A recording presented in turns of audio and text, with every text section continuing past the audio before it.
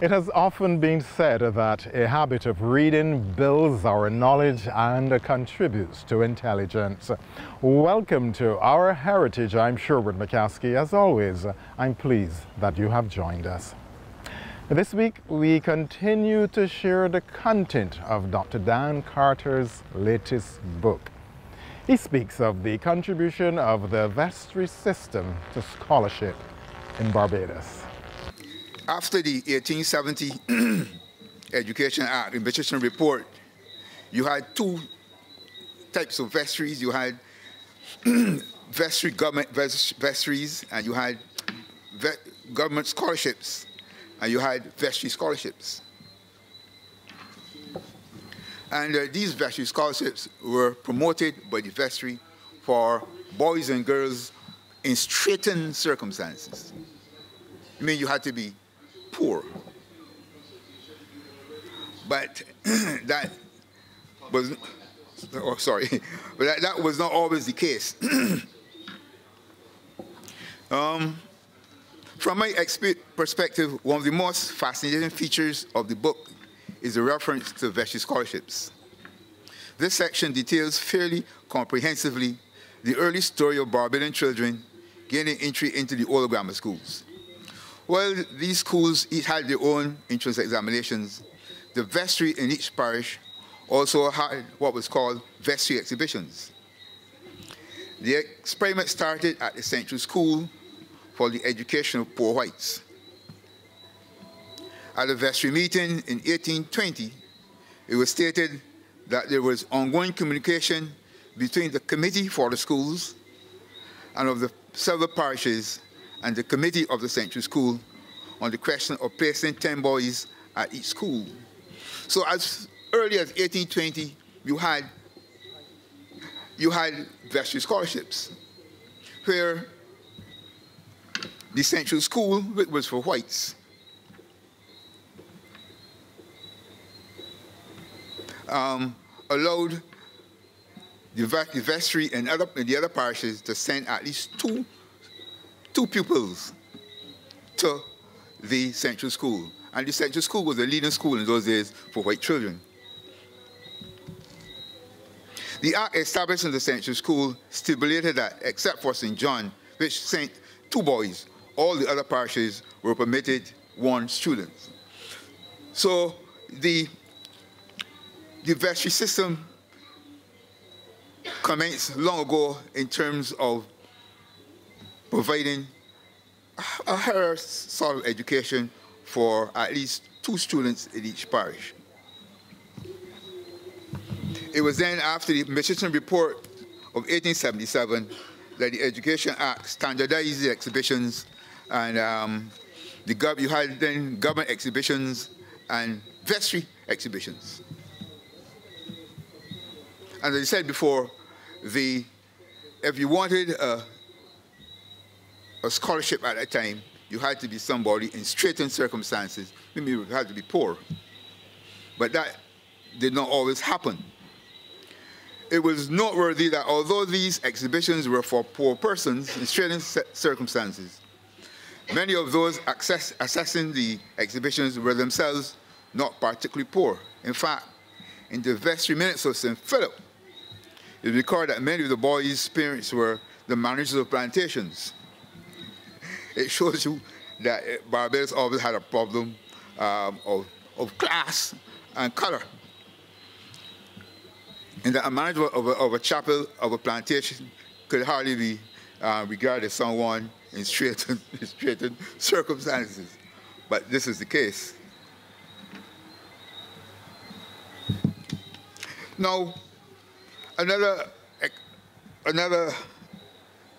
interesting aspect of the vestry scholarship was that if you sat for a vestry scholarship in those days and you got all your English right and all the maths right, 100% in each paper, you still could not get that vestry scholarship to go into Foundation or Harrison College. This is the reason. I was shocked when I first researched it. It went by balloting. it went by ballot, yeah. So that the Vestry men will have their meetings, and the names will come up, John Brown, and they will vote for John Brown. Now, it meant that if you want to be successful, your child want to be successful in a Vestry scholarship, you have to know one of the Vestry men. There's a story where a name came up, fella did well, but nobody, none of the Vestry person knew this fella. So they just ignore him, you see. It was really, really amusing. Sometimes they ballot for more than once too. You ballot a first ballot, and then you had a second ballot. So, and the Vestry men were very careful to maintain that control over the Vestry scholarships up to the 1950s. Because they felt that that was their power. So if Robert was a very bright fellow in those days, and the Vestry men didn't know him, then he would never get a Vestry scholarship. So you see how disadvantaged persons were in those days, you know. So that, but that continued right, as I said, right to the 1950s, where the scholarships were supposed to be given to persons in certain circumstances, but sometimes the plantation mattered, because in those days, a fellow who running for the Vestry was not a poor person. He's a guy who had to have land, and the few persons who are voting will have to have land too in order to vote. It's not like today, you know. The vote was not for everybody over 21. So then, and therefore, if you knew a Vestryman, that's success for your child. You didn't have to pass an exam or like it, you know. You would just go on. You know. So getting into secondary schools in Barbados was always a challenge for poor black people.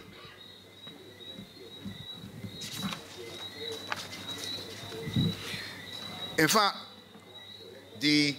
one of the deputy education persons in those days, there was a struggle because he too got a Vestry scholarship for his son. That shouldn't be. You know, he's a fellow, you can't say he'd be poor, you know. But all that came to an end when the common interest examination came into force in 1959, where you reach a certain age 10, and then as long as you reach that age, everybody will have the right to take the examination for a secondary school. But in those days, there were a lot of impediments, and unless you, and a lot of shopkeepers too, got the children vestries, because in those days, a shopkeeper was a very powerful fellow too. He would perhaps be canvassing for one of the Vestry men. You know, I interviewed a friend of mine about the Vestry scholarships. Sorry, Vestry scholarships, and he had one of them. So he told me, but he didn't go too far in the conversation. But he said, but you know, Dan, one of the Vestry men used to visit my home. So obviously he got a Vestry scholarship, see. So that is the position with the Vestry scholarship. But they provided opportunity for very poor black fellows to get into secondary schools. Foundation, Harrison College, and those. And I invited Ezra Young, who was the permanent secretary. He too was a Vestry scholar. And yeah, when Eswick too, he was one. A lot of prominent Barbadians were able to access secondary education through those Vestry scholarships. Sorry? Man,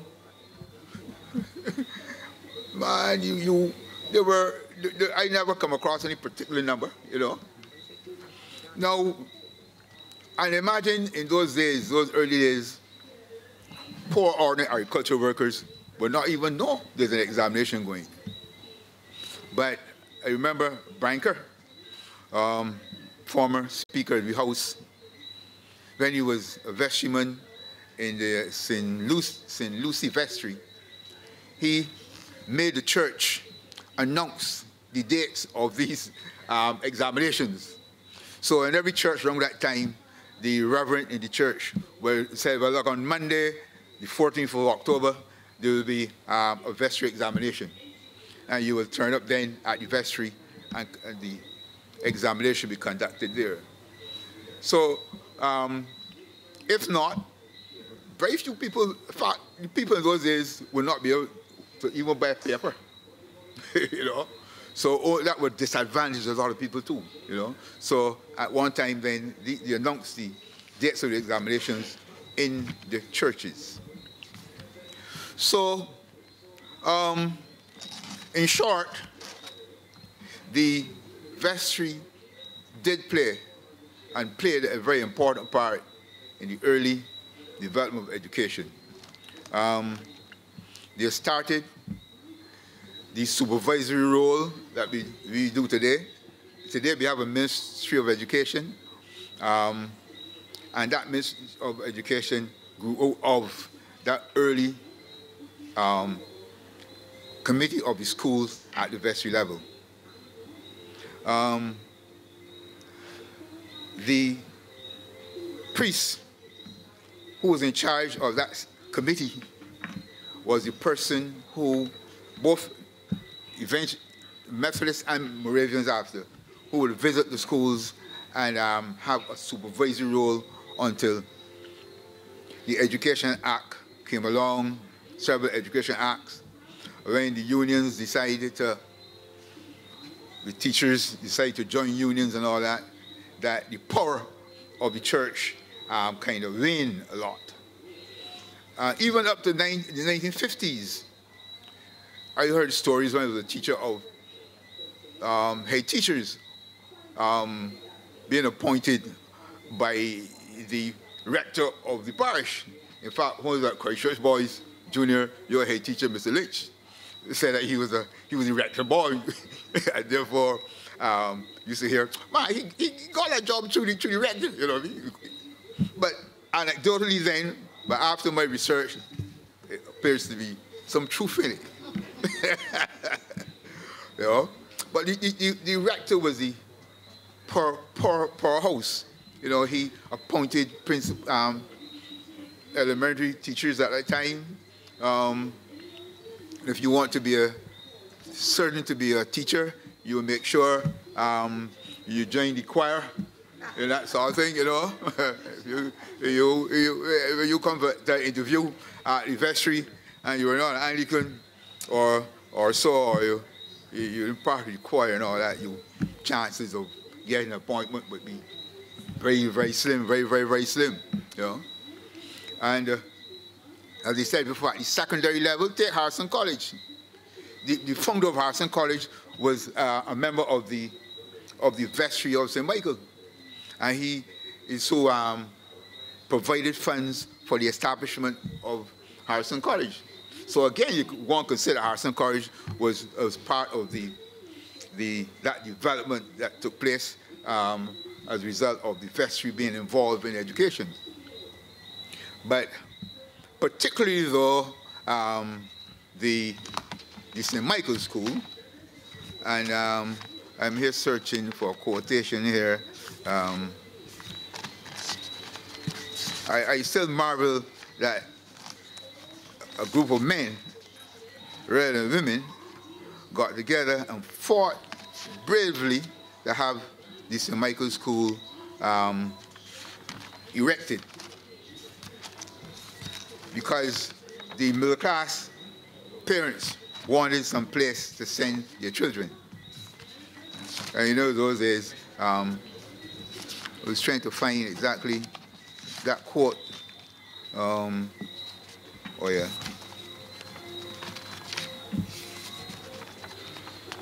Someone's gonna have it though. Yes, all right. So, and that is why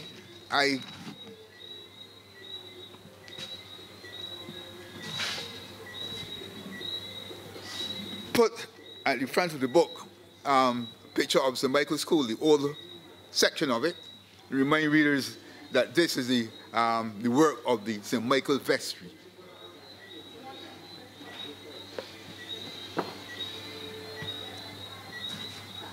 And finally, as I said, the Vestry provided scholarships for poor children, those who were in straitened circumstances, but not in all cases did the very poor children get those scholarships. They went to the big boys as usual until the same thing with the entrance examination, the foundation and Harrison College, and those, the principal in those days could get children into the school based on the color.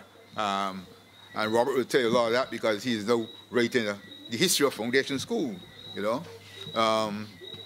So we've come a long way in Barbados in terms of education.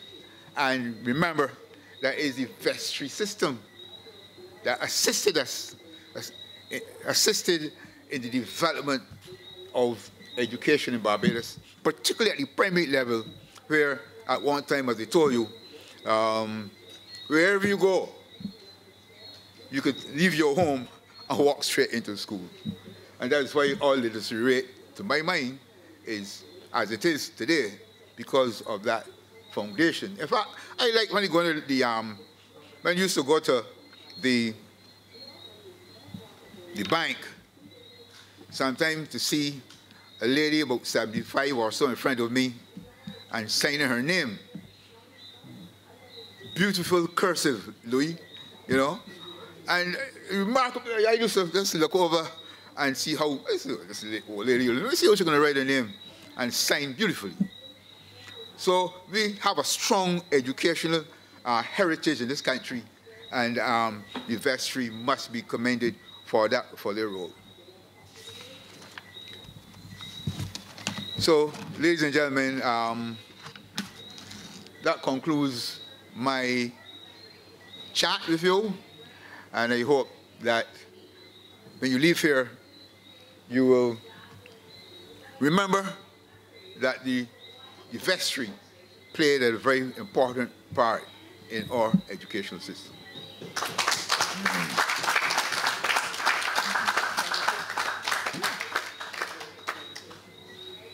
And the effect of that is felt and seen all around today. Now, Minister of Home Affairs and Information, the Honourable Wilfred Abrams, publicly acknowledged the fundamental role played by the author in his life, more specifically his career development. In underscoring the importance of writing our history, the minister salutes the author, he commends his work and his approach. More importantly, he reiterates the need to be very careful and accurate when conducting your research, as was the case with Dr. Dan Carter. So Dan does not like me to speak about this in non-political situations, but Dan was the person who first welcomed me into politics, who stood by me and was my first campaign manager. And I call him my father, my political father, Bobby. So, we often wonder how history is preserved. Prior to coming here, Dan, I did not know that much about the Vestry system. I knew such a thing existed. I knew it was connected to the church. I had no clue at all as to the reach of it, the import of it, the influence of it, and how it operated to help shape the educational system in Barbados.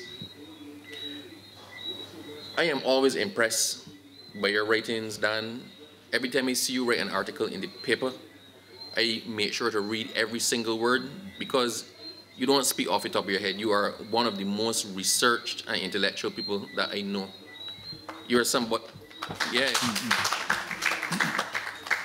When you bother to put pen to paper about something, that it is worth reading. If we are not careful, we're going to lose a lot of what made Barbados through lack of knowledge. The Vestry system can only be written about by somebody who had some clue as to what it was and bothered themselves to research it. with the passing of the generations, in another 20 years, had you not written this book, probably no one will remember about the Vestry system. In another 40 years, the entire concept of the Vestry system would have been lost. Nobody would even go to the archives to look for it because they would not even know that it existed. So it is critical, Dan, that people such as yourself keep researching these things and putting them down. Because once your book is done and it's in circulation and it's in the library and it's in the archives, right, then it forms a part of the historical narrative of Barbados that might otherwise be lost. So I'm going to tell you, Dan, keep writing. Keep writing. You keep writing. You keep writing about things that the ordinary person would not even think about. You research it to ensure you get it right, and your books are very easy to read. You tell the story in a way that anybody can read it quite easily and retain it, and some humorous aspects of it. I am proud that you keep putting pen to paper. A lot of us, it can't be easy. A lot of us, when somebody writes about something or invents something, we say to ourselves, I could have done that, or why didn't think of that? Wait, that's just simple, why didn't think about it? How many people in here ever thought to themselves, I should write a book? How many people in here wrote a book? You see, the number is significantly smaller of the doers and the thinkers. So what you're doing is not easy. You're that person who does what the rest of us think about, know it's a good idea, but never get around to doing. So this is your, how much book, Dan? 6. This would easily make you one of the most prolific writers in Barbados. So keep writing, Dan. Keep writing, keep writing. We will keep reading and reading and reading. Congratulations, Dad. All right, thanks. Thanks, Mr. Fred. And we thank you too, Dr. Carter and Minister Abrams. There you have it, a synopsis of the book. I'm Sherwood McCaskey. This has been Our Heritage. Thanks for your time.